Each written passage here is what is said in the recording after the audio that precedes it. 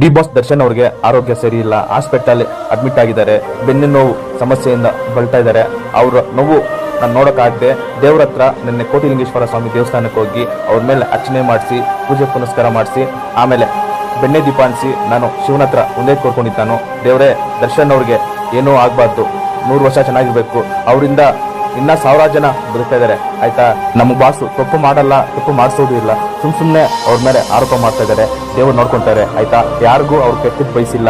ಪ್ರಾಣಿ ಪಕ್ಷಿಗಳನ್ನ ಯಾವ ತರ ನೋಡ್ಕೊಂತಾರೆ ಅಂದ್ರೆ ಅಂತ ಹೀರೋ ಈ ಕನ್ನಡ ಇಂಡಸ್ಟ್ರಿಯಲ್ಲಿ ಯಾರೂ ಇಲ್ಲ ನಮ್ಮ ಬಾಸ್ ತರ ಆಯ್ತಾ. 100 ವರ್ಷ ಚೆನ್ನಾಗಿ ಇರ್ತೀರಪ್ಪ ನಮ್ಮ ಬಾಸ್.